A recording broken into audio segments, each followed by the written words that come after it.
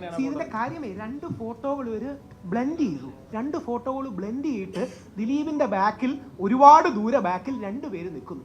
അത് പൾസർ സുനിയാണെന്ന് ധ്വനിപ്പിക്കാനായി വേറൊരു ഫോട്ടോ സൈഡിൽ ഒട്ടിച്ചു വെച്ചു. പൾസർ സുനിയുടെ മുഖത്ത് ഒരു റൗണ്ട് ഇട്ട് വെച്ചു. എന്നിട്ട് കോടതിയിലും മാധ്യമങ്ങളിലും അടക്കം ക്യാമ്പയിന്റെ ഭാഗമായി ഞങ്ങൾക്കൊരു ഫോട്ടോ കിട്ടിയിട്ടുണ്ടത്രേ. അങ്ങനെ പറഞ്ഞാൽ മതിയല്ലോ. ബിജു മേനോൻ നമ്മുടെ റൺ ബേബി റണ്ണി പറയുന്ന പോലെ ഞങ്ങൾക്കൊരു ഫോട്ടോ കിട്ടിയിട്ടുണ്ടത്രേ, അതുകൊണ്ട് 4 ആഴ്ചയാക്കി ജാമ്യം കൊടുക്കരുത്. കേൾക്കുന്ന ജഡ്ജിയെ എന്തെങ്കിലും കുറ്റം പറയാൻ പറ്റൂ? നമ്മളാണെങ്കിലും അങ്ങനെയല്ലേ വിചാരിക്കും. ഒരു ഫോട്ടോഗ്രാഫിക് എവിഡൻസ്. ഇത് ഫോട്ടോഷോപ്പ് പോലീസ് ചെയ്തു എന്ന് പറഞ്ഞത് പോലീസിലെ DGP ആയിരുന്നൊരു വ്യക്തിയല്ലേ, ശ്രീലേഖ മാഡം അല്ലേ പറഞ്ഞത്? പോലീസിലെ DGP ആയിരുന്നൊരു വ്യക്തി ഫോട്ടോഷോപ്പ് ഉപയോഗിച്ച് കള്ളം ചെയ്തു. ക്രിമിനൽ ആക്ടിവിറ്റി അല്ലേ ഇത്?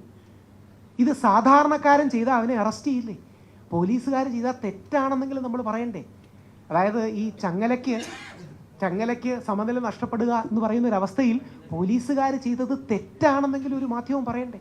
എന്നിട്ട് 8 വർഷത്തോളം ശ്രീ ദിലീപിനെയും കുടുംബത്തെയും വേട്ടയാടിയതിനു ശേഷം അദ്ദേഹത്തിന് അനുകൂലമായി വളരെ കൃത്യമായൊരു വിധി വന്നതിന് ശേഷം ബഹുമാനപ്പെട്ട ജഡ്ജി, ആ സിറ്റിംഗ് ജഡ്ജിയുടെ പേര് പറയുന്നില്ല, എന്നോട് പറഞ്ഞു വനിതകളുടെ ഒന്നും പേര് പറയരുത്, അതുകൊണ്ട് നീ വനിതകളുടെ ഒന്നും പേര് പറയരുത്, എന്തെങ്കിലും രീതിയിൽ കേസ് അട്രാക്ട് ചെയ്തു. അതുകൊണ്ട് ആ സിറ്റിംഗ് ജഡ്ജി, എനിക്ക് വളരെ ആദരവുള്ള ആ സിറ്റിംഗ് ജഡ്ജിക്കെതിരെ കടുത്ത സൈബർ ആക്രമണം, അവരുടെ വീട്ടുകാർക്കെതിരെ അടക്കം അധിക്ഷേപം നടത്തിയിട്ട് കേരള ജുഡീഷ്യൽ ഓഫീസേഴ്സ് അസോസിയേഷൻ നിവേദനവും പരാതിയും കൊടുത്തു. ആർക്കെതിരെയെങ്കിലും ആക്ഷൻ എടുത്തു? ഒരു സിറ്റിംഗ് ജഡ്ജിയല്ലേ. എനിക്കെതിരെ സത്യമല്ലാത്തൊരു കേസ് വന്നു, കള്ളക്കേസെന്ന് സത്യമല്ലാത്തൊരു കേസ് വന്നു. ഒരു സിറ്റിംഗ് വനിതാ ജഡ്ജിക്കെതിരെ ഇത്രയധികം അധിക്ഷേപങ്ങൾ, മോശം, വീട്ടുകാരെ കുറ്റം പറഞ്ഞു, പല രീതിയിൽ അവരെ അധിക്ഷേപിച്ചു, എന്തെങ്കിലും ആക്ഷൻ എടുത്തു? അതെന്താ അങ്ങനെ? ഏതെങ്കിലും ഒരു ലെവൽ പ്ലേയിങ് ഫീൽഡ് ഇവിടെ വേണ്ടേ? ഇവിടെയാണ് ശ്രീമതി KR മീര ഷാരനെ കൊന്നത് ശരിയായി എന്നും ഷാരനെ കൊന്നത്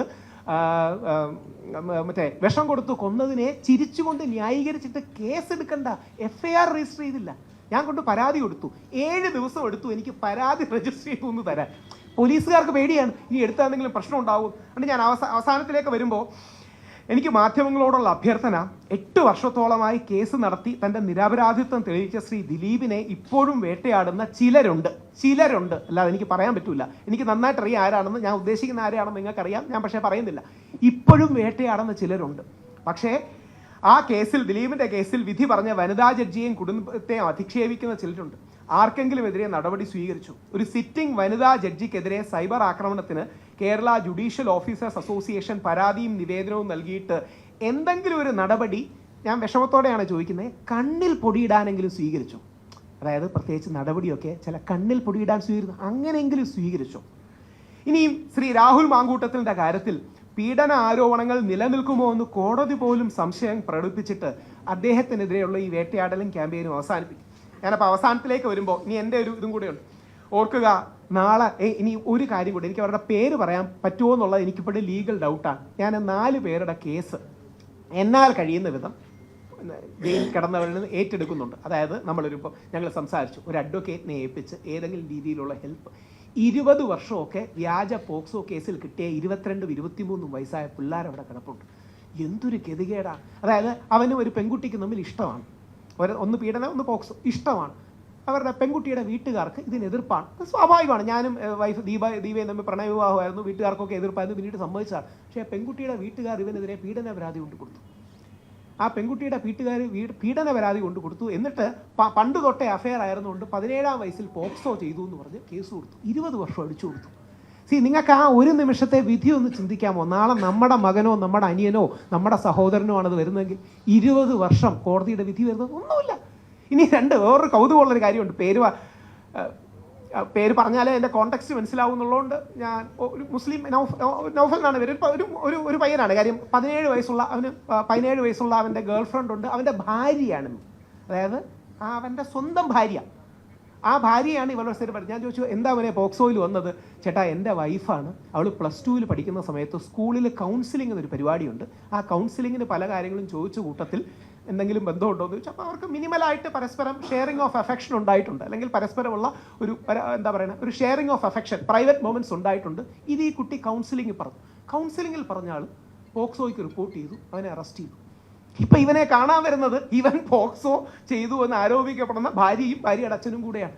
വീട്ടുകാർക്ക് പ്രശ്നമില്ല, അച്ഛനും അമ്മയ്ക്കും പ്രശ്നമില്ല, കുട്ടിക്ക് പ്രശ്നമില്ല, കല്യാണം കഴിച്ചു, ഇപ്പോൾ അവൻ്റെ ഭാര്യയാണ്, ഇപ്പോഴും ജയിലിൽ കിടക്കുകയാണ്. കൂടുതലൊന്നുമില്ല. അപ്പുറത്ത് പൂജപ്പുര സെൻട്രൽ ജയിലിൽ കിടക്കുന്ന കാര്യമാണ് പറയുന്നത്.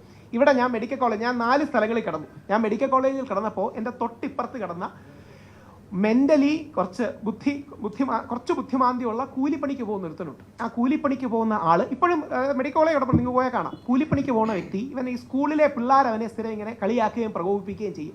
അവൻ പേടിച്ച് ഒരു കുട്ടിയെ പിള്ളേർ പേടിപ്പിച്ചപ്പോൾ ഇങ്ങനെ കെട്ടിപ്പിടിച്ചു. അതായത് എന്നെ അടിക്കല്ലേ എന്ന് പറഞ്ഞ് കെട്ടിപ്പിടിച്ചു. അവന് പോക്സോ 20 വർഷം ഇവിടെ കിടന്നു.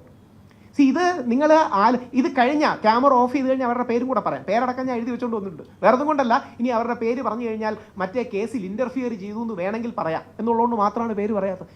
ഇതൊക്കെ നമുക്ക് സംഭവിച്ചുകൂടെ? ഇത് എൻ്റെ മക്കൾക്ക്, എൻ്റെ വീട്ടിൽ 2 ആൺകുട്ടികളാണ് വളർന്നു വരുന്നത്.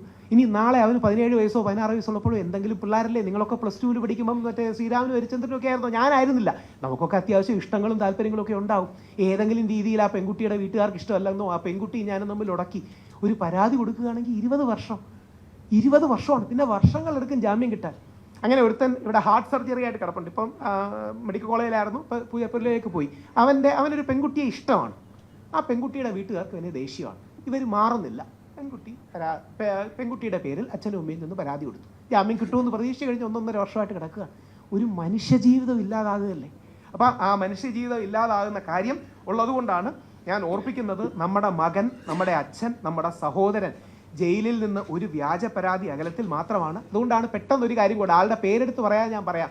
നമ്മളിൽ ഏറ്റവും പ്രമുഖമായ മാധ്യമങ്ങളിൽ ഒന്നിൻ്റെ ഏറ്റവും തലതൊട്ടപ്പനായ ഏറ്റവും മികച്ച ആങ്കറിൽ ഒരാളായ എൻ്റെ സീനിയർ ആയിരുന്നു പുള്ളി. ഞങ്ങൾ ഒരുമിച്ചാണ് ഈ YMCA അടക്കം ഉണ്ടായിരുന്നത്. അപ്പോൾ അദ്ദേഹത്തിനും ഒരു പ്രമുഖ റിപ്പോർട്ടർക്കും എതിരെ ഇതേപോലെ വ്യാജ പോക്സോ ഒന്നില്ലേ? അത് വരുമ്പോഴേ അതിൻ്റെ വേദന അറിയൂ. പക്ഷേ അവർക്ക് ആ വേദന അറിഞ്ഞോന്ന് എനിക്കറിയില്ല. കാര്യം അവർ വാർത്ത റിപ്പോർട്ട് ചെയ്യുന്ന കാണുമ്പോൾ അങ്ങനെ ഒരു വേദന വല്ലപ്പോഴും അവർക്ക് ഉണ്ടായിട്ടൊന്നും തോന്നില്ല വേറൊരാളുടെ കാര്യത്തിൽ ഇത് പറയുമ്പോൾ. നാളെ നിങ്ങൾക്ക് വന്നാലോ, ഒരു കലോത്സവം റിപ്പോർട്ട് ചെയ്യാൻ പോകുമ്പോൾ ഒരു പെൺകുട്ടിയോട് സംസാരിച്ചു എന്ന് പറഞ്ഞ്, പുള്ളിക്ക് മാത്രമല്ല പുള്ളിയുടെ മേളിലിരിക്കുന്ന എൻ്റെ സീനിയറായി പഠിച്ച എനിക്ക് ഭയങ്കര ഇഷ്ടമുള്ള ആളാണ്, ആശയപരമായ വ്യത്യാസം ഉണ്ടെങ്കിലും പുള്ളിയെ 1-ാം പ്രതിയാക്കി പോക്സോ വന്നു. പുള്ളിക്ക് അത്യാവശ്യം സാമ്പത്തിക സ്ഥിതിയും പ്രൊഫസറും അല്ലെങ്കിൽ നല്ലൊരു ചാനലും ബാക്ക് ചെയ്യാനുള്ളതുകൊണ്ട് കിട്ടി. ഇല്ലെങ്കിൽ അറസ്റ്റ് ചെയ്ത് പോയെങ്കിലോ. എന്തിന് മുകേഷിൻ്റെ കാര്യം കൂടെ വേറെ തത്വമൊന്നുമുണ്ട്. ഇവിടെ ഇരിക്കുന്ന പേര് പറയാൻ കഴിയുന്ന ഒരാൾ എനിക്കുള്ളതുകൊണ്ട് മുകേഷിൻ്റെ കാര്യം. മുകേഷ് ഒരു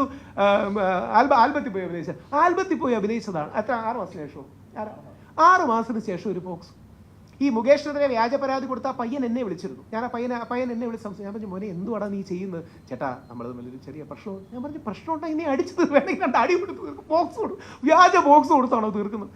ദൈവം സഹായിച്ച് കോടതികളുടെ ചരിത്രത്തിൽ ഇല്ലാത്ത വിധം കോടതി ഇടപെട്ട് മുകേഷിനെതിരെയുള്ള പോക്സോ മാറ്റി. അതുകൊണ്ടാണ് ഇന്ന് ഇവിടെ ഇരിക്കുന്നത്. ആലോചിച്ച് നോക്കി, വീട്ടുകാരൊക്കെ ഇല്ലേ? വീട്ടിൽ മോളും മകനും ഒക്കെ ഇല്ലേ? അല്ലെങ്കിൽ വീട്ടുകാരും മക്കളും.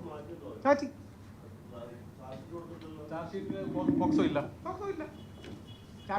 ഇല്ലെന്ന് മാത്രമല്ല, അത് കോടതി ആ അംഗീകരിച്ച് എടുത്തു മാറ്റി പോലീസ് റിപ്പോർട്ടും കൊടുത്തു. എന്നിട്ട് എന്താ ഇപ്പോൾ ഇട്ടേന്നറിയോ? സാമൂഹ്യ മാധ്യമങ്ങളിൽ 18 വയസ്സിൽ താഴെയുള്ള കുട്ടിയുടെ ചിത്രം പങ്കുവെച്ചു. കേട്ടോ, അതൊന്നും വേറെ വല്ല ചിത്രമാണെന്ന്. ആ കുട്ടി സ്വന്തം സമ്മതിയോടെ അഭിനയിച്ചപ്പം ബാലേന്ദ്രമേനോൻ നമ്മുടെ ആ കുട്ടി ഷെയർ ചെയ്തതാണ്. അത് കാര്യമല്ല, അങ്ങനെ പറയരുത്. ആ കുട്ടി എന്ത് ചെയ്യാം, നമുക്ക് ചെയ്യാൻ പാടുന്നേ ഉള്ളൂ.